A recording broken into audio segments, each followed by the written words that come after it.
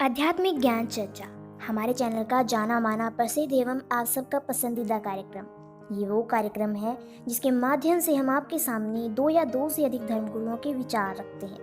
ये कार्यक्रम हमेशा आध्यात्मिक विषयों एवं जटिल प्रश्नों पर आधारित होता है और उन्हीं विषयों पर हम आपके सामने पेश करते हैं प्रसिद्ध आध्यात्मिक संतों के विचार। दोनों तरफ के विचार पेश करने के बाद ये निर्णय हम जनता पर छोड़ देते हैं कि कौन सही और कौन गलत। वर्तमान समय में गुरुओं की भरमार है। देश दुनिया में भक्ति और भगवान के नाम से हजारों लाखों शत्रु बने बैठे हैं। ऐसे में सवाल यह उठता है कि सच्चा सतगुरु कौन? अपने अपने धर्मों, अपने अपने पंथों में अपने अपने गुरु को सब सच्चा बता रहे हैं, लेकिन यह निर्णय कैसे हो कि सच्चा सतगुरु कौन? सच्चा सतगुरु कौन? इस प्रश्न को हल करने के लिए हमारा विशेष कार्यक्रम आध्यात्मिक ज्ञान चर्चा आपका सहायक बनेगा। तो बने रहें हमारे साथ वीडियो के अंत तक। तो चलिए बिना किसी देरी के वीडियो की शुरुआत करते हैं। सर्वप्रथम जान लेते हैं आज के मुख्य सवाल क्या है। आज का हमारा प्रथम सवाल है, क्या वेदों का ज्ञान ही संक्षिप्त करके गीता जी में कहा? दूसरा सवाल, उत्तम और अनुत्तम में क्या अंतर है? तीसरा और सबसे अहम सवाल, गीता अध्याय 7 श्लोक 18 में गीता बोलने वाला भगवान अपनी साधना को अनुत्तम क्यों कह रहा है? तो चलिए सर्वप्रथम जान लेते हैं शंकराचार्य स्वरूपानंद जी के विचार कि वो इन सवालों का क्या उत्तर देते हैं। आइए जानते हैं। जी महाराज जी, मेरा अगला सवाल ये है कि गीता ज्ञान दाता गीता अध्याय 18 श्लोक 62 में अपने से किसी अन्य परमेश्वर की शरण में जाने को कह रहा है, वो परमेश्वर कौन है? कहाँ पर क्या कहा है? गीता ज्ञान दाता गीता अध्याय 18 श्लोक 62 में। अच्छा, 18 में तो ये है कि ईश्वर सर्वभूतानां, श्लोक बोल देते हैं, हृदय सेर्जुन तिष्ठति ब्राह्मण सर्वभूतानां हृदय सेर्जुन तिष्ठति तमेव शरणं गच्छ सर्वभावेन भारत तत्प्रसादात् परम शांतिम स्थानम प्राप्स्य शाश्वतम। इस श्लोक का आप उल्लेख कर रही हैं। इसका अर्थ यह है कि ईश्वर सब प्राणियों के हृदय देश में रहता है और उनको उनके कर्मानुसार भ्रमाता है। उस परमात्मा की सर्वभाव से आप शरण में जाइए, उसके प्रसाद से आपको परम शांति और शाश्वत स्थान प्राप्त होगा। तो दर्शकों, ये थे शंकराचार्य ये स्वरूपानंद कहने जी के पर विचार, जिन्होंने अर्जुन कोई को प्रमाण तो संतोष नहीं दिया, हुआ, लेकिन हमारे तो सवालों के अर्जुन उत्तर को दिए। भगवान ने बताया कि वो मैं अब ही हूँ। जानते हैं जगत सर्वधर्मान् परित्यज्य मामेकं महाराज शरणं व्रज। के विचार। जी, श्रीमद् भागवत गीता 18 श्लोक 66 में व्रज शब्द है। इसका अर्थ जाना, प्रस्थान करना है, परंतु सर्व अनुवाद कर्ताओं ने व्रज का अर्थ आना किया है। कृपया इसे स्पष्ट करें।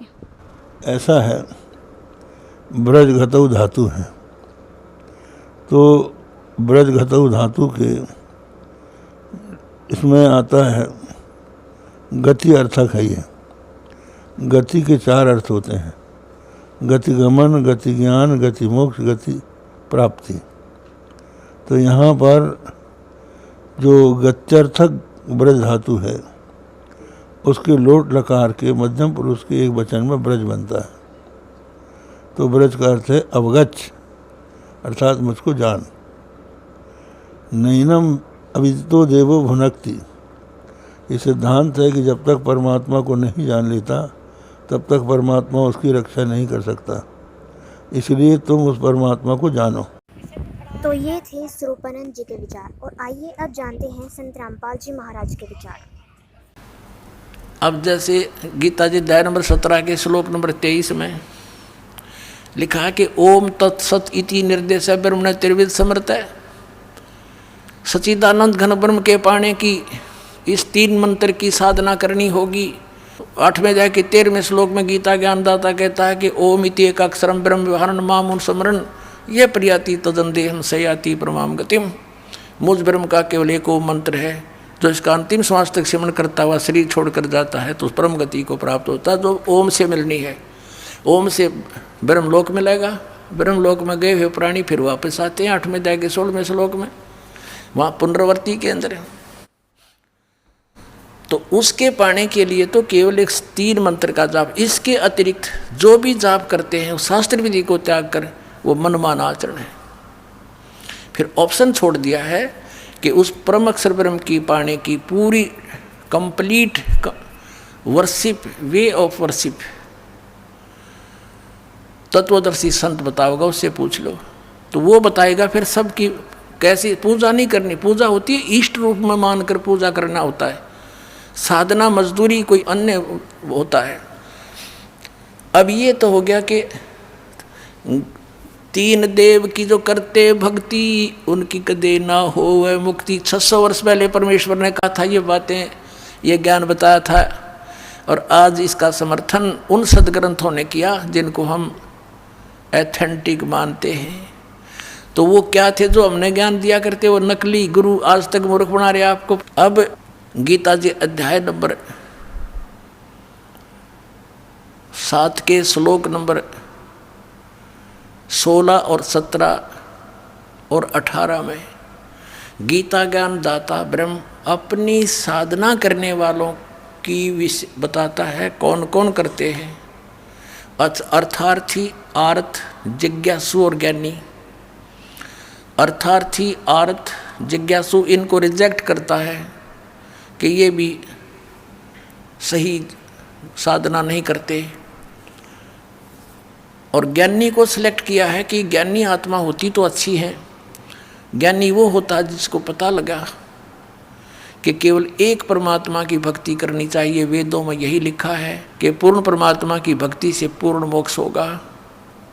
लेकिन ये भूल गए कि वेदों में ये भी लिखा था कि उस पूर्ण परमात्मा की भक्ति वेदों में वर्णित नहीं है, उसको तो तत्वदर्शी संत बताएंगे।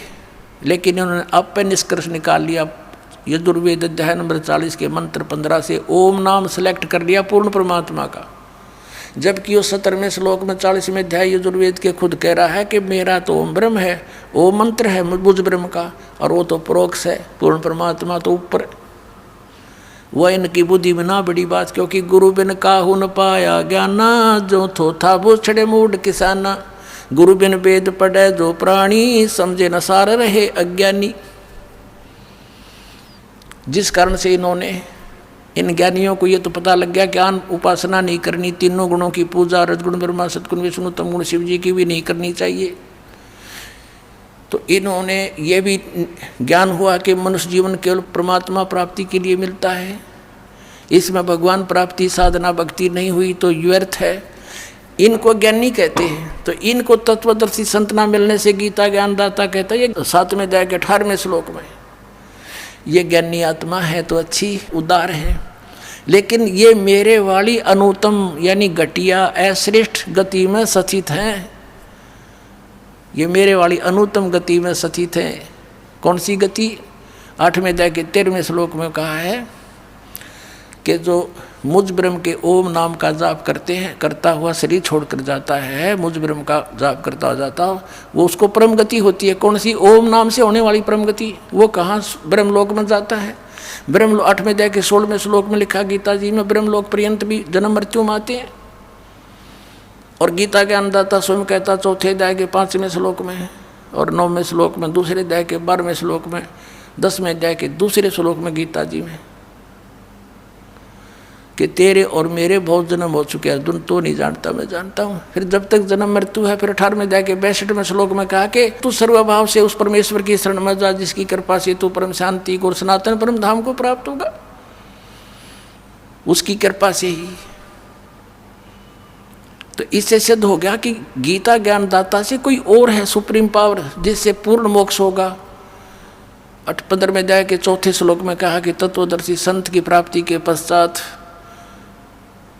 परमेश्वर के उस परम पद की खोज करनी चाहिए, जहाँ जाने के बाद साधक फिर कभी लौट कर संसार में नहीं आता, और केवल उसकी पूजा करो, अन्य की सब त्याग दो। अपनी भी पूजा को रिजेक्ट करता है वो। पूजा माने इष्ट रूप में मानना।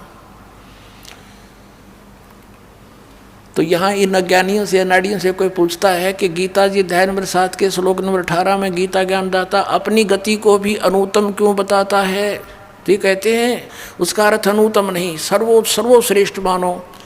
जिससे उत्तम कोई और गति ना हो, जिसको प्राप्त हो जाता है उसके बाद और कुछ जानना शेष रहता, इसलिए इसको अनुत्तम, वो अनुत्तम गति है, मूर्ख बना रहे। चौथी कक्षा के बालक ने पूछ ले, अगर इससे अधिक अच्छी कोई श्रेष्ठ गति नहीं होती, इनकी बात मान ले, तो ये 18वें अध्याय के 62वें श्लोक में कह रहा है कि उसकी शरण में जा, सर्वभाव से उस परमेश्वर की शरण में जा, जिसकी कृपा से तो परम शांति को प्राप्त होगा। 8वें अध्याय के 5 और 7 में गीता ज्ञानदाता अपनी साधना बताता है, मेरी पूजा कर मुझे प्राप्त होगा। और 8, 9, 10 में उस परम अक्षर ब्रह्म की पूजा, पूर्ण परमात्मा की पूजा के लिए कहता, उसके लिए तत्वदर्शी संत खोज ले। चौथे अध्याय के 34वें श्लोक में कहा। तो इन अनाड़ियों ने कह भी पता नहीं गीता जी का, गीता जी में है कितने हरे कृष्ण हरे राम राधे श्याम सीताराम ओम नमः शिवाय फलाना दकड़ा, है कोई मंत्र ऐसा? मूर्ख बना रहे कितने दिनों से हमारे को। अब इसलिए इस गीता ज्ञानदाता ने कहा है कि मेरी साधना में ये लीन ज्ञानी आत्मा अनुत्तम गति में ही स्थित रहे। अनुत्तम कैसी? कि जिससे जन्म मृत्यु बार बार होती रहे, वो अनुत्तम है। और जहाँ जाने के बाद फिर लौट कर नहीं आते, वो ब्रह्म साधना से प्राप्त नहीं हो सकती। इन ज्ञानी आत्माओं ने हठ योग किए, ओम नाम का जाप किया, वेदों से प्राप्त करके आन उपासना, किसी देव की पूजा नहीं की। और ब्रह्मा जी को जब ये कमल के फूल पर बैठा था, वहाँ सचेत हुआ, इसको बेहोश करके कोमा में रखा हुआ था, वहाँ सचेत कर दिया कमल के फूल पर बैठा के। ब्रह्मा जी कहते मुझे नहीं मालूम है कहाँ से आ गया। तो आकाशवाणी कर दी इस काल ने कि तप करो तप करो। इसने सोचा यह आकाशवाणी पूर्ण परमात्मा की है, और करी थी इस काल ने। उसके बाद ब्रह्मा जी को वेद प्राप्त हुए। वेदों में कहीं पर भी हठ योग तप योग करना नहीं लिखा। तो इस ब्रह्मा के इस लोक वेद से कि मुझे आकाशवाणी हुई है तप करने की, हठ योग करने लग गए। ये ओम नाम का जाप वेदों से ले लिया, हजारों वर्ष तक डले डोते रहे। गीता अध्याय नंबर 11 के श्लोक नंबर 47-48 में कहता, अर्जुन ये मेरा रूप जो तूने देखा, ये असली मेरा रूप है। इससे पहले किसी ने नहीं देखा, किसी को प्राप्त नहीं हुआ मैं। और मेरे इस रूप की प्राप्ति अर्थात मेरी प्राप्ति न वेदों वर्णित विधि से, न तप से, न जप से, न किसी क्रियाओं से कोई नहीं कर सकता। इति सिद्धम कि वेदों में वर्णित विधि ओम नाम से और जो भी साधना क्रिया करते हैं यज्ञों से परमात्मा प्राप्ति नहीं से कुछ अन्य लाभ हो जाते हैं। वो लाभ इन ऋषियों को हो गए, सिद्धियाँ आ गई, एक दूसरे को ऊपर प्रभु पाकी के, किसी को भस्म कर दिया, किसी को जो है ना दुराशीष दे दी, जिस कारण से इनसे डरने लग गए। एक चुनक नाम के ऋषि थे, उसने ऐसे ही वो ज्ञानी आत्मा उद्धार थे, हजारों वर्षों तक ओम नाम का जाप और हठ योग किया। लोक वेद हठ योग गीता जी अध्याय नंबर 17 के श्लोक नंबर 6 में जिसको रिजेक्ट किया है कि शास्त्र विधि को त्याग कर जो मनमाना घोर तप को तपते हैं, वो राक्षस सब अन्य प्राणियों को भी दुखी देते हैं। इस शरीर के अंदर मुझ ब्रह्म को भी क्रस करने वाले, दुखी करने वाले असुर स्वभाव के जान। अब देखिए भी बुरे बताए ज्ञानी आत्मा क्यों? उस चुनक ऋषि ने साधना की, भगवान मिला नहीं, सिद्धियाँ एटम बम बन गया।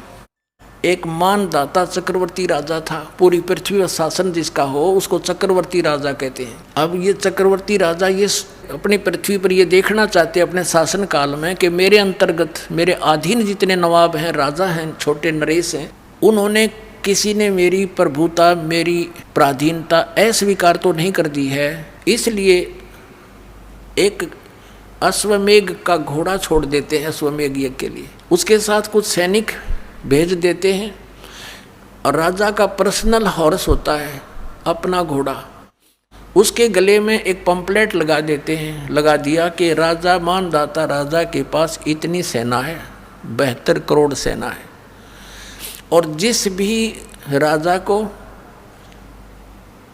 इस मानदाता चक्रवर्ती राजा की पराधीनता स्वीकार ना हो, घोड़े को पकड़ लो, अपने पास बांध लो और युद्ध के लिए तैयार हो जाओ। पूरी पृथ्वी पर वो घोड़ा घूमाया, सब ने पढ़ लिया पंपलेट कि 72 करोड़ सेना, सब चुप हो गए। किसी ने हिम्मत नहीं की घोड़े को पकड़ देने की, अर्थात युद्ध करने की। तो पूरी पृथ्वी पर विजयी साबित हो गया। वो वापस आ रहे थे। चुनक ऋषि वहाँ तपस्या किया करता था, उसकी कुटिया के पास से वो गए थे, वहीं से वापस आ रहे थे। उसने पूछा कि सैनिकों, ये घोड़ा खाली क्यों है, इस पर सवार क्यों नहीं, बाकी पर तुम सब विराजमान हो, सवार हो। सैनिकों ने बताया कि ऋषि जी, ये मानदाता चक्रवर्ती राजा का घोड़ा है, इस पर कोई बैठ नहीं सकता। और तुम गए कहाँ थे? ऋषि ने पूछा कि हम पूरी पृथ्वी का चक्कर लगा कर आए और ऐसे ऐसे हमारा उद्देश्य था। तो ऋषि ने कहा कि क्या किसी ने इस राजा का युद्ध नहीं स्वीकार किया, इतना प्रबल है ये? तो सैनिकों ने कहा कि हमारे राजा के पास 72 करोड़ सेना है ऋषि जी, और है किसी की हिम्मत उसकी जाड़ फोड़ दें हम? अब ऋषि ने सोचा, देख कुबद काल के हाथ में, पहले तो इनको एटम बम बनाता सिद्धियों से, गलत साधना शास्त्र विधि रहित मनमाना तप हुआ के, फिर उधर से काल के हाथ में रिमोट था, उसने ऋषि के अंदर प्रेरणा भर दी कि इसमें तो अभिमान हो गया राजा में, इसका अभिमान ठीक करना चाहिए। ऋषि खड़ा हुआ और कहने लगा, भाई इस घोड़े को मैं पकड़ लेता हूँ और मैं तुम्हारे राजा का युद्ध ओट लेता हूँ। सैनिक कहने लगे, रे कंगले कंगाल, तेरे दाने खाने को नहीं, और युद्ध करेगा तो मानदाता चक्रवर्ती राजा के पास अपने फेरले माड़ा बोल वाला बैठ के, मत पंगे में पा दे, जप ले अपनी भक्ति कर, जो सा काम करया करे ऋषि वही कर तू। ऋषि बोला, भाई मन ने तो पकड़ दिया है घोड़ा, और जाओ कह दो तुम्हारे राजा ने। वह तो त्यार थोड़ा बांध दिया घोड़ा उसके वृक्ष के झोपड़ी जिस वृक्ष पर डल रही थी। राजा को आके सुना दिया कि ऐसे ऐसे पूरी पृथ्वी पर तो किसी ने आपका घोड़ा पकड़ा नहीं, एक चुनक नाम के ऋषि ने आपका युद्ध स्वीकार कर लिया। अब राजा को बताया गया मंत्रियों के द्वारा कि जी आज एक व्यक्ति ने हिम्मत करी है, कल दूसरा करेगा, ये राजनीति होती है, ऐसे तो सिर उठाएगी दुनिया, इसको कुचल डालना चाहिए। राजा बोला, जाओ 18 करोड़ सेना एक बार भेज दी तो उसके एक व्यक्ति को मारने के लिए, ताकि और भी डर जाएं, भयभीत हो जाएं कि इतनी सेना आ गई हो, तेरे की तो बड़ा तगड़ा राजा है। उधर से ऋषि ने अपने सारे जीवन में जो डले डोए थे उसकी 4 एटम बम बना दिए वचन से, सिद्धि का बहुत बड़ा एटम बम। ये साइंस वाले तो फेल हो उनके आगे, अगर किसी में वचन शक्ति हो संत के अंदर तो इन सारे ने फेल कर दे, वो वैसे वहीं के वहीं पानी बना दे। ऐसी सिद्धियां भी होती हैं। अब ऋषि ने अपनी 4 पुत्री बना ली, 4 एटम बम बना दिए अपनी सिद्धि से, अपनी शक्ति भक्ति जो सारा दिन सारे जीवन में डरे डोए थे। एक पुतली छोड़ दी, 18 करोड़ अक्षोणी सेना का कत्लेआम कर दिया, नाश कर दिया। राजा ने दूसरी टुकड़ी 18 करोड़ की भेज दी, ऋषि ने दूसरी पुतली छोड़ दी। 72 करोड़ सेना चक्रवर्ती राजा की नाश कर दिया। अब इसके बारे में सूक्ष्म वेद में बताते हैं, 72 अक्षौणी खा गया ये चुनक ऋषि सुअर एक, दे धारे जोरा फिरें ये सभी काल के बेख।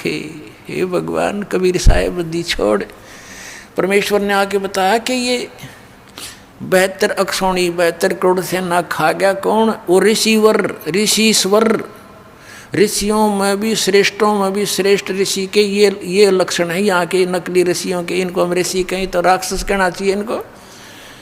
बता ऋषि का क्या मतलब? पंगा लेने का। वो अपनी भक्ति करे, राजा अपना काम करे, जाने तो करता रहे। तो ये राक्षस स्वभाव को धारण किए हुए ये ऐसे लोग हैं। और इसलिए गीता ज्ञानदाता कहता है मेरी साधना भी उत्तम नहीं अनुत्तम है, इसे कुकर्म करेंगे फिर ये बाद में इसको करके ने। अब क्या बताया भगवान ने, कबीर साहब ने, कि 72 अक्षौणी खा गया, कत्लेआम कर दिया, सन खा ली वो। और चुनक ऋषिश्वर एक, ये दे धारे मौत फिरे, जोरा माने मौत तुम न ऋषि को, ये तो चलते फिरते जल्लाद हैं, जल्लाद। थोड़ा सा इन्हें छेड़ दे जब तेरा जो नाश होगा। पहले संतों के ये काम होया करें। कबीर परमात्मा आए थे, भगवान पत्थर मारे, डले मारे, तेल के उबलते हुए सरसों के कढ़ाई में डाल दिया, टुकड़े टुकड़े कर दिए, फिर भी खड़े पाए मालिक, और किसी को बद्दुआ नहीं दी। ये होते महात्मा।